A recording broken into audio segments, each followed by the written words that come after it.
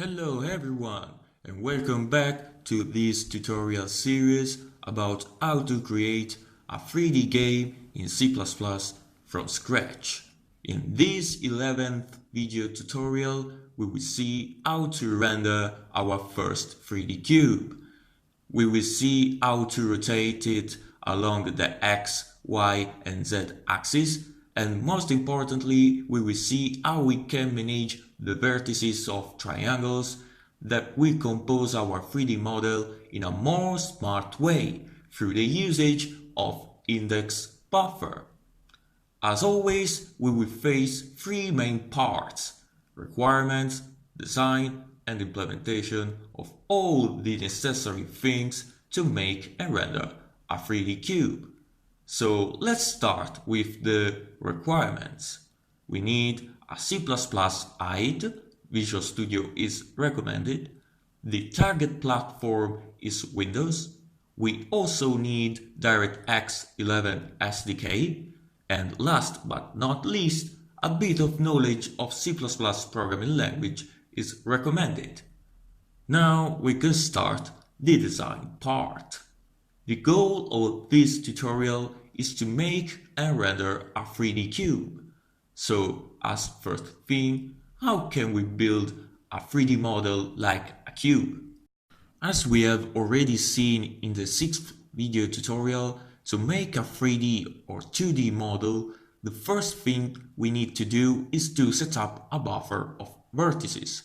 The last time we have had to deal with only a quadrilateral and 6 or 4 vertices, depending on the usage of triangle list or triangle strip mode. But today the things start to be a bit more tricky. Let's see this cube. Usually a cube is a 3D model composed of 6 faces or quads that have all the same dimensions.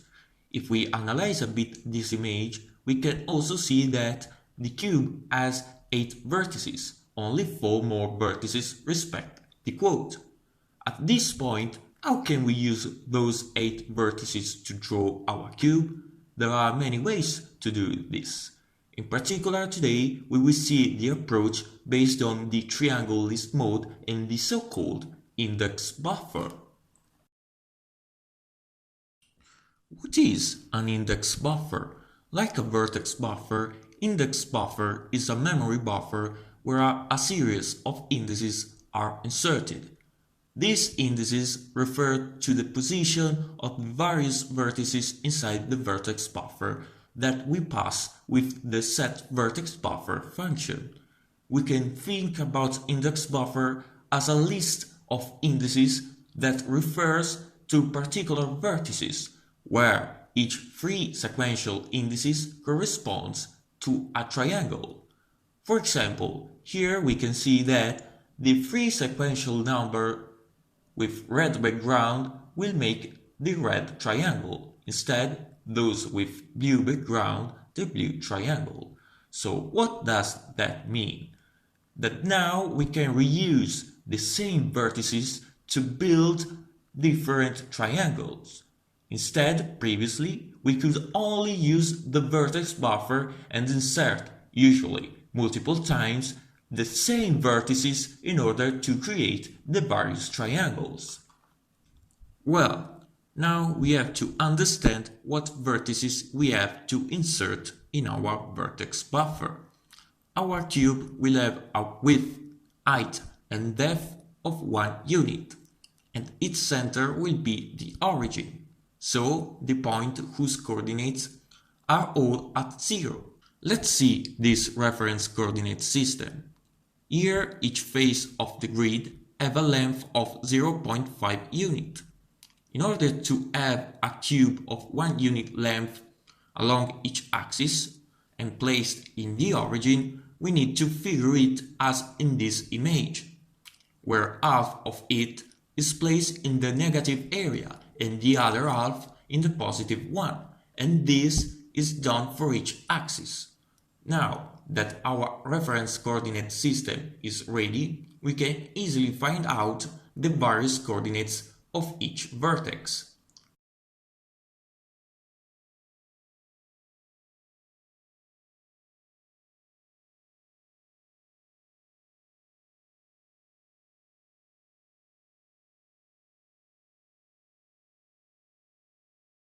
Very well. Now that we have all the vertices we need to make our cube, we can place them in the vertex buffer. Here is important to indicate for each vertex its position inside the vertex buffer. This will help us nextly when we will make the index buffer.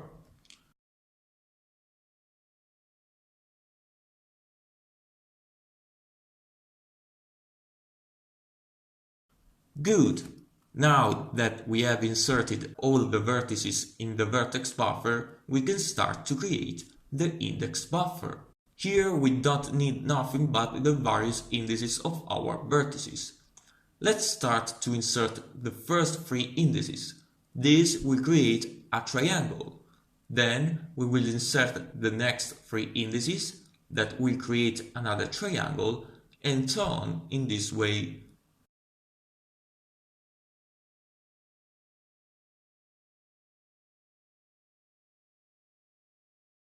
Then we have to only repeat this process for each face of the cube. Very well. As last thing, we can rotate our cube.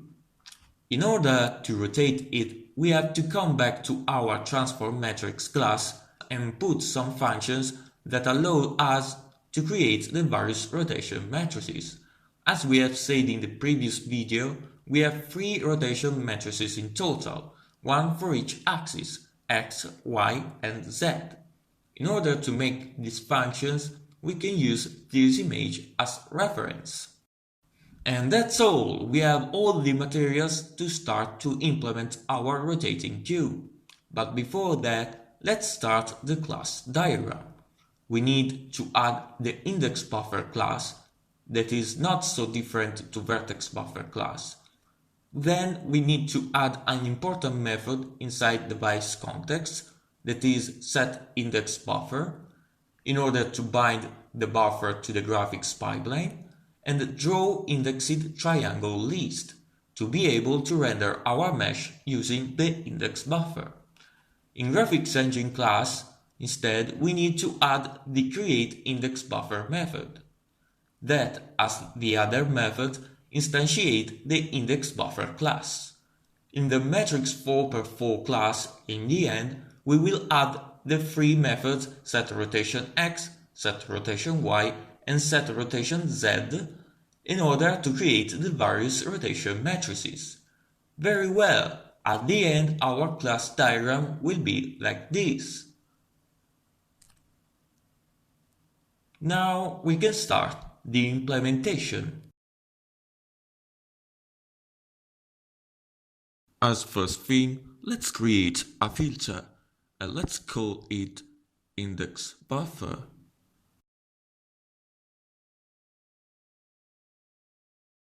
Then we can create a new class that we call always index buffer.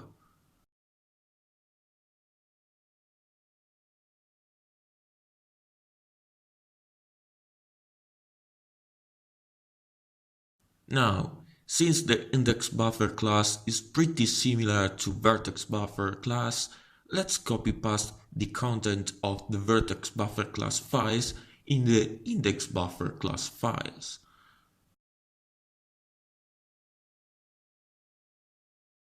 Let's change the name of the class.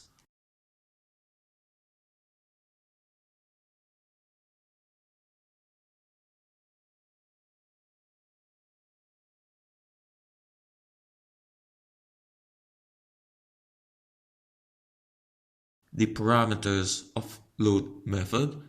Here we need only to pass the pointer to the list of indices and its size.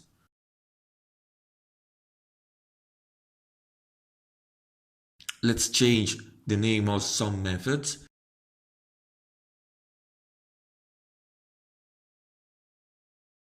and delete some useless attributes like size vertex and the pointer to vertex layout.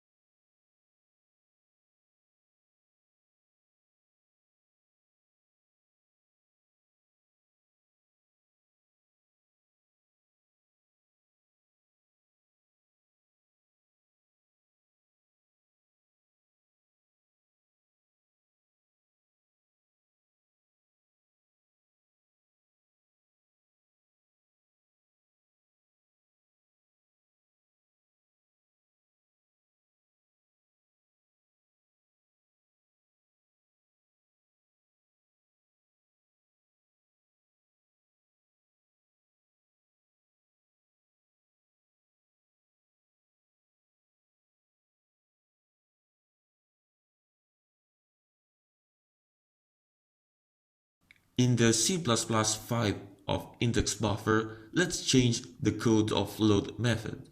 Here we have to delete all the things related to the vertex layout.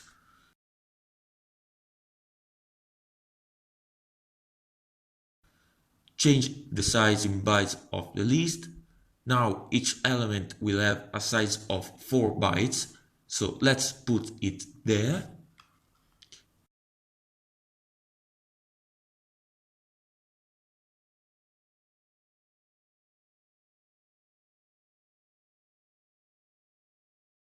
Here we need to access a private variable of engine class, so we have to make index buffer class a friend class of graphics engine.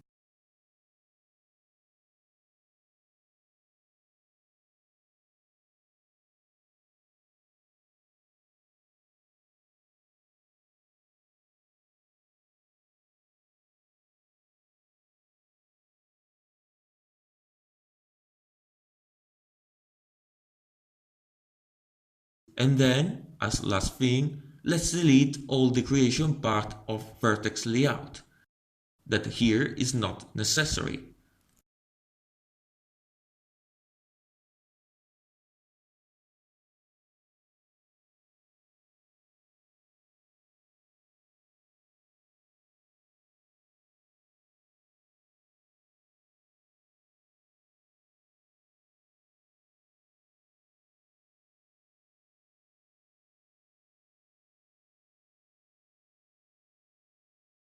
Now our index buffer class is ready. The next thing to do is to instantiate it. So let's go to graphics engine class and let's add the create index buffer method.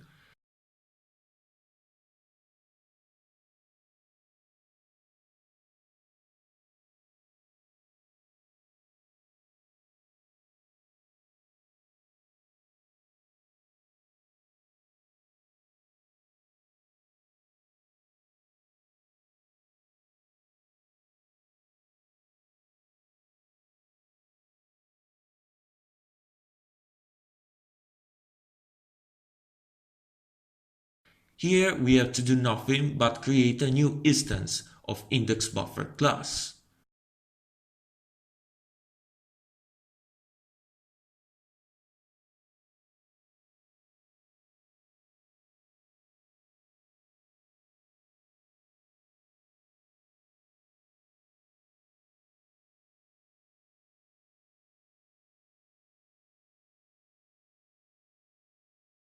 After the instantiation of this class, we need to go to device context class and add the setIndexBuffer method in order to bind index buffer to the graphics pipeline, specifically in the input assembler stage.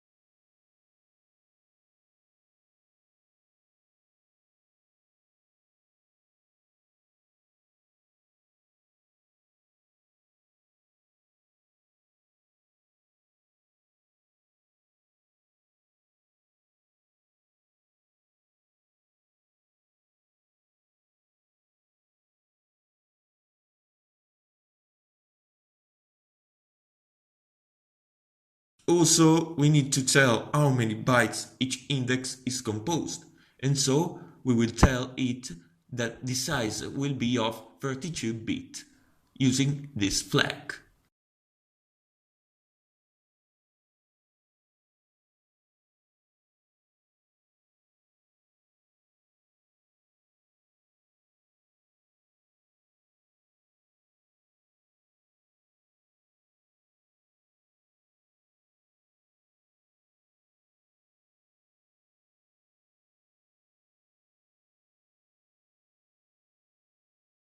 Very good. Now we can go to App window and we can start to create our index buffer in the onInit method.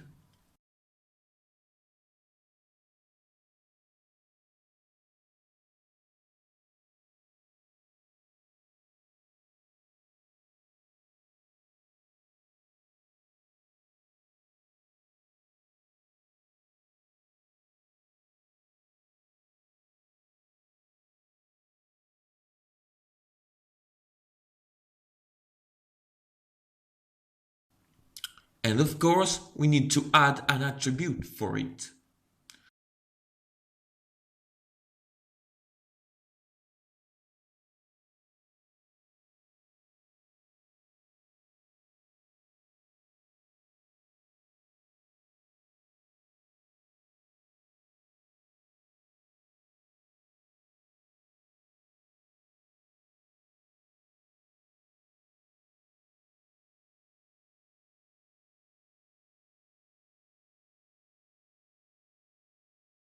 Now we need to fix a bit the vertex data structure. If previously we have used two attributes for the position, now we need only one. We don't need to transform our vertices anymore in this way. And obviously we need to go to vertex buffer class and change the vertex or input layout object, removing the second position attribute and changing all the offset accordingly.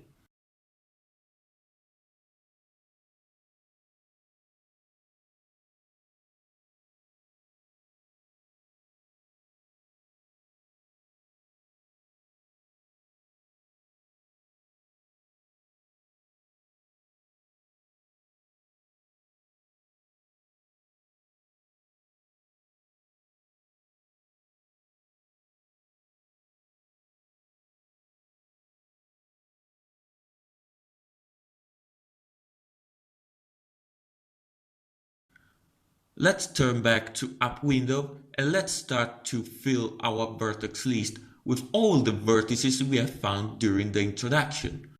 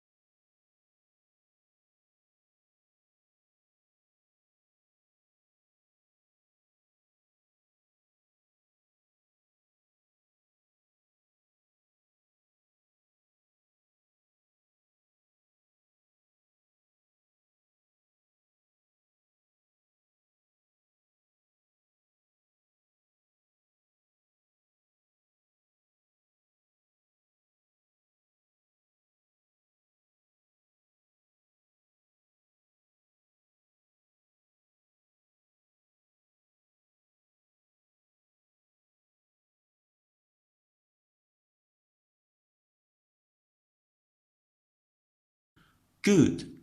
Now let's fill the index list, always with the data we have found previously.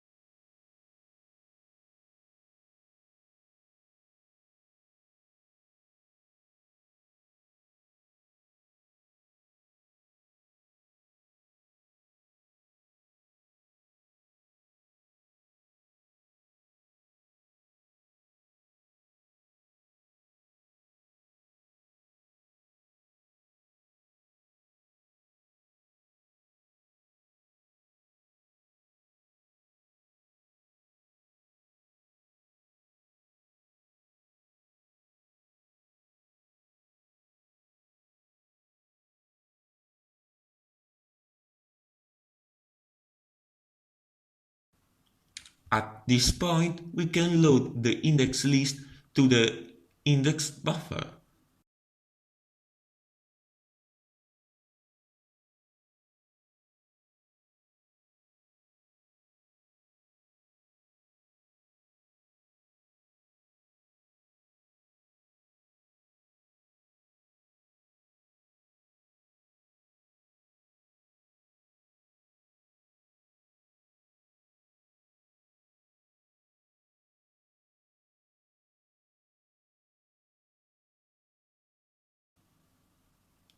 Very well.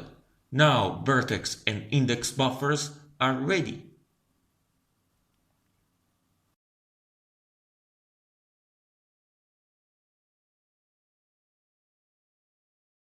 Let's release them in onDestroy method.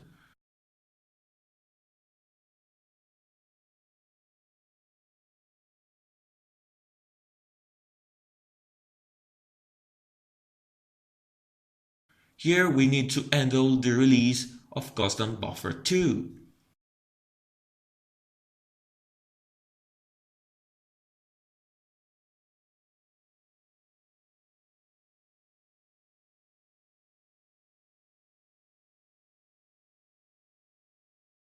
Now let's check the vertex shader.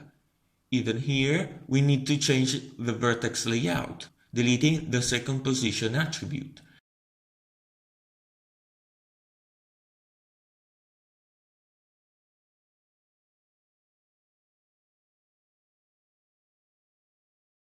In the pixel shader, since there is nothing to do, so let's come back to App window.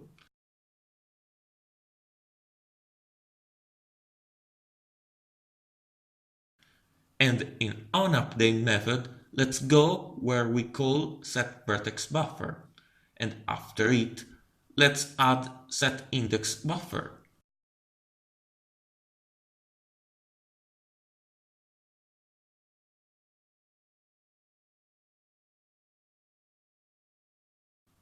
Let's pass the pointer to indexBuffer instance. And now we need to make a draw call that considers it. The draw triangle strip method not works in this case. So let's turn back to device context, and here let's add the draw indexed triangle list method.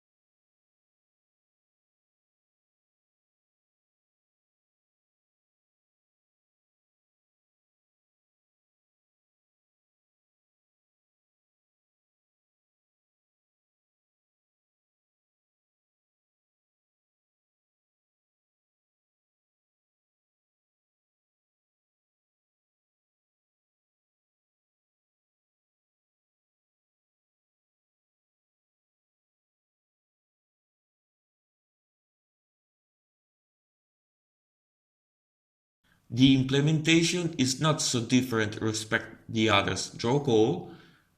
Here we need simply to call draw indexed instead of draw function.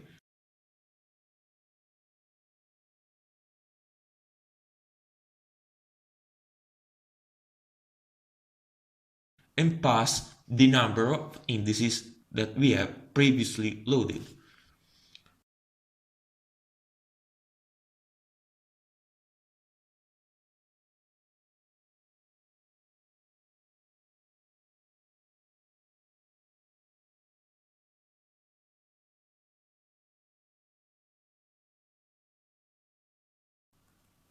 And as a result, let's turn back again to App window and let's call now draw indexed triangle list.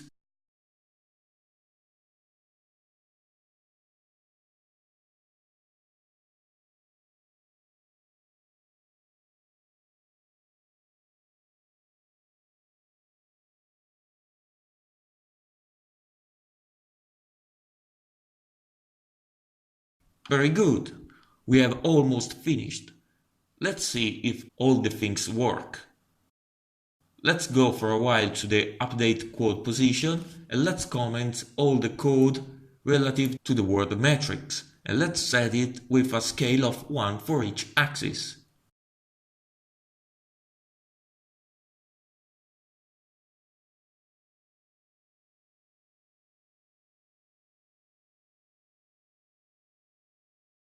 Let's run it. Good, it works as expected. Now we are seeing the front face of our cube. Obviously we can see the other faces since our cube is not rotated in any way. So now we can start to introduce the rotation matrices. Let's go to matrix 4x4 class, and here we can start to add the setRotationX method and implement it with the help of this image reference.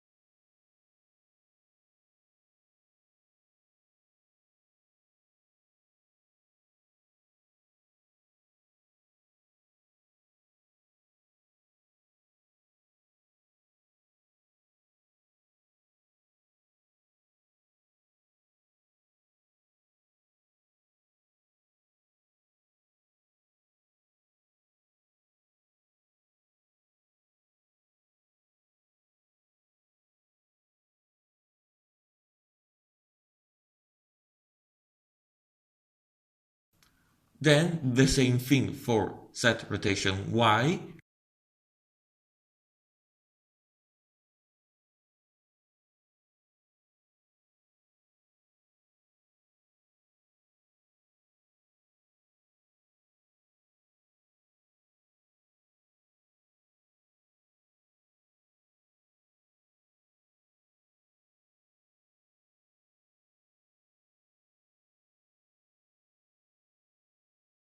and in the end setRotationZ.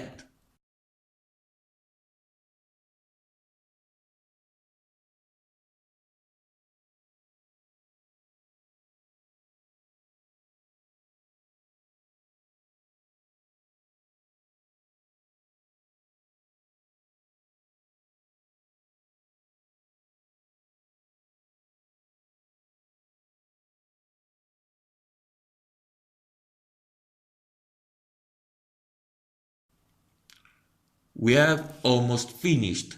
Let's turn back to App window, and after the setScale call, let's make temp matrix a matrix rotation around z-axis, using as rotation the variable we have created previously that is called the delta scale. Then let's multiply it with the word matrix. Let's repeat the same thing for the other two axes. Pay attention here, as we said in the previous tutorial, the order in which we multiply the various matrices influence the final result. Here, for example, we are using the ZYX order. In this particular case, we can use any order we want between rotation matrices. Very well, we have finished, guys. Let's try it out. Good, our cube is rotating. Let's make it a bit more watchable.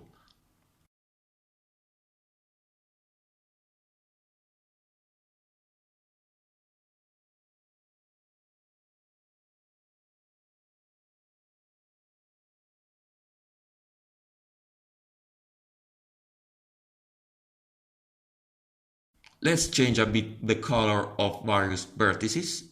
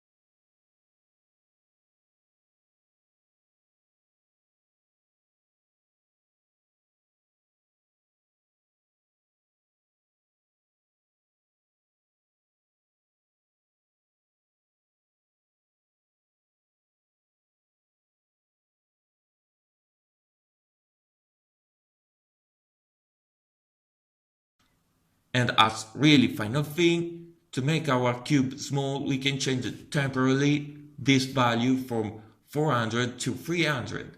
We will discuss how this works better in the next videos.